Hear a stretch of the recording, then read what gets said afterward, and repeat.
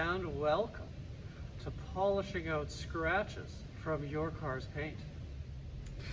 Okay, anyway, today I'm gonna show you what are the steps involved in polishing out scratches.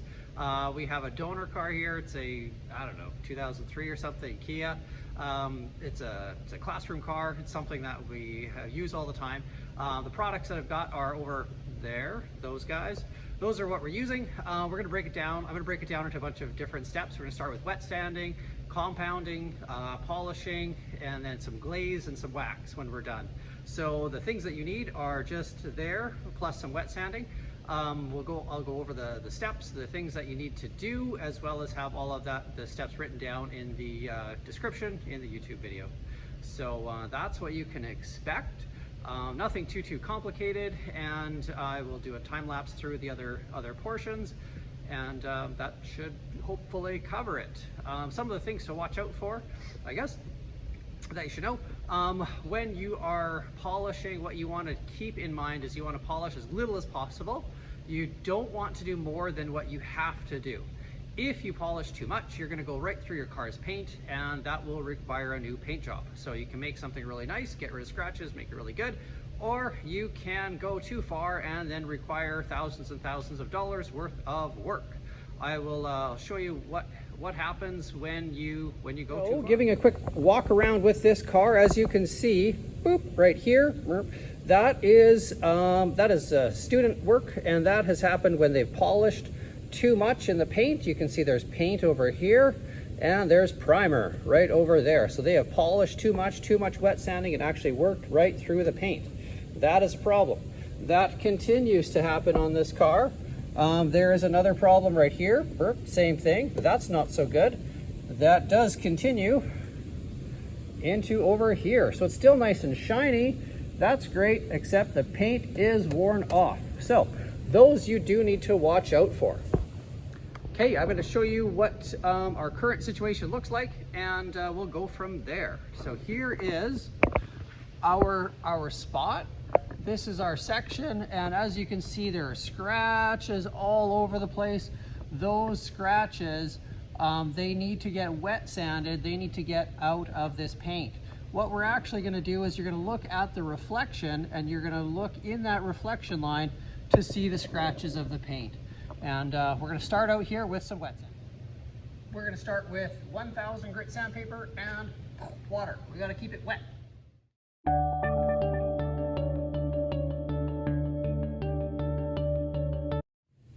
Okay, now that we've wet sanded, we're going to inspect and see how we are doing. You need to get a clean cloth like this, and we're going to wipe it down. So when you're looking at this, you can see all of the white. That white stuff, that's all clear coat. So white is good. If you start getting color, that's bad. That's your paint. You don't want to go too far. So when we look at this stuff here, I'm going to wipe this down and give it an inspection. And at this point, if you've never wet sanded before, you might be getting a little bit freaked out, because you can see that we have just completely damaged our paint. This poor Kia, I tell you, as you can see the difference. That's very dull. That's okay. So that dull part of the paint, that's all right. What we want to do is create a scratch in there lighter than the previous scratches, but enough so that it goes down. So when we inspect it, you want to look for any of those other scratches that are there. Currently, I don't see any. Should be okay. We might want to wet sand a little bit more in there. That's not even, but I'm going to give it a try with some compound. That's next. Okay, next up on the list is compound. Boop, that stuff. Brand doesn't matter too much. Compound is the most aggressive polish that you can get. So it's a little bit more than your regular polish, which will be our next step after this. And you want to use a pad, something like this guy, a little bit of a waffle. This is like I guess a foam microfiber type of thing, more aggressive than the other finishing pads. So if you compare that to sandpaper, if you know how to sand wood, you might start with something a little bit more coarse, you know, like 80 grit or something in that range. That's going to get through that faster. And that's what we're trying to do right now. We're going to compound this down and see if we have those scratches done. That is the point.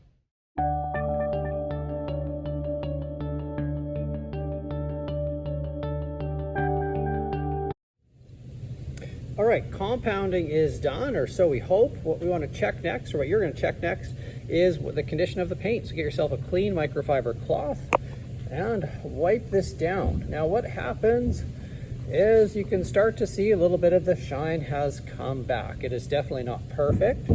That isn't the intention at this point. You can see here what we're trying to look at. So you're looking at that paint. You can see a lot of imperfections. Those stone chips won't come out.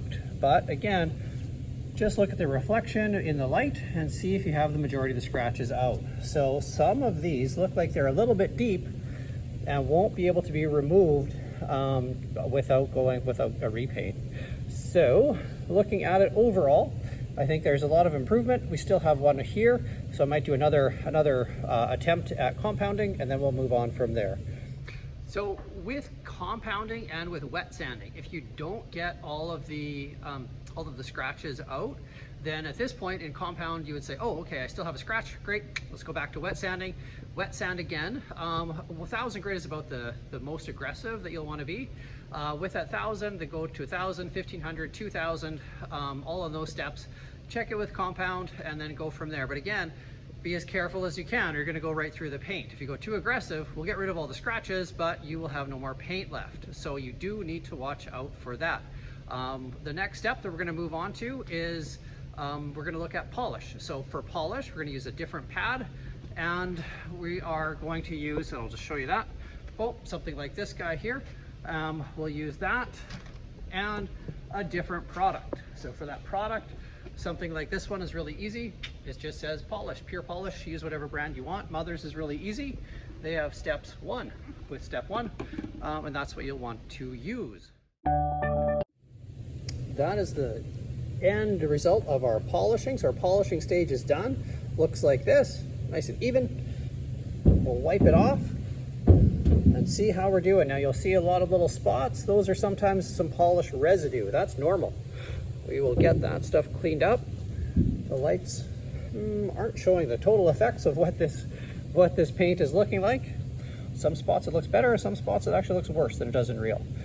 This little line there, if you can see that, is actually a little bit of polish residue. So now that we have the polish done, we want to inspect again for scratches. Again, the stone chips are going to remain, and we want to go all the way through. So pretty darn good. There are a teeny little bit of scratches in there that aren't necessarily going to come out. We need to pick our battles on that, but I would call that pretty good. Step, what we're going to want to move on to glaze. So what glaze does, well, that stuff here, step 2, shows 2 from others. Again, use whatever you want. But step 2 is just going to add some shine into it. So that's what we're trying to do. So the first step of wet sanding, we're trying to get rid of the scratches. Second step, what we're trying to do is to blend in those scratches. And now hopefully all of our scratches are gone. We're going to add some shine to it. That's the point with glaze. Okay, glaze is done. Now looking at that, it has a lot less haze than the previous products. What we're going to do is still wipe it off, clean it up, make sure that you have all of the residue gone, and inspect the paint. Looking at this, hopefully on the camera you can see that we have a lot more shine than what we previously had, which is great. So if you want to make sure to not damage your car, then you can just glaze it and then wax it. Here in the camera, that's showing some little bit of residue that needs to continue to get wiped up. And we need to check that again at the angle and follow those lights. So we're going to follow the light pattern and see what it looks like on the paint. On the camera, it looks actually a lot worse than it does in real. You're going to have to trust me on that one. All right, so last step that we're at, this hopefully all of the scratches are gone. Everything looks good. You're happy with it. Great. That's one section. Then the last step that you're going to do is wax. So step 3 and the other stuff, Carnauba wax, and all that wax is doing is just sealing up the paint. So at this point, what you could do if you wanted to get ceramic coat, you could do that. So something like that, what you want to do is to wipe it down with alcohol and then apply your ceramic coating. You don't want to put on wax first and then a ceramic coat, or you can just put on wax. The only difference is that wax doesn't last as long. All that wax is a protective barrier, has a little bit of shine, but the main thing is that it's protective.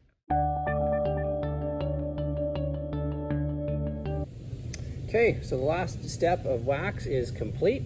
Again, get yourself, make sure your cloth is nice and clean, wipe off the residue, and inspect. If you're finding a repetitious pattern, that's because it is one. It's completely repetitive. It's the same process over and over and over again. Look at those big scratches. Don't worry, that's just residue. Whoa, thank goodness.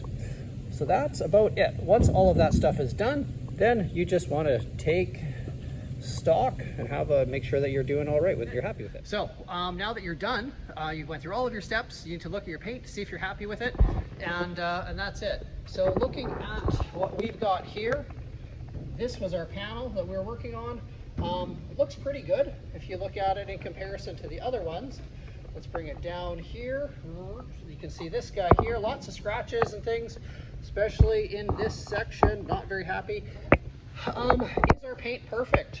No, it's not perfect, and unfortunately that's the reality of it. But the biggest tip that you can do with this is take it little by little, do the least amount of effort that you can. If you're unsure or uncomfortable, then start with just wax, see what that looks like. And if you want to go to glaze and then wax. You always, however far down the ladder you go, you need to come back up that ladder. That's all that you need to do. That's all that you need to understand. And hopefully you can make things look a little better. That's the entire point. And yeah, I don't know. Thanks for watching.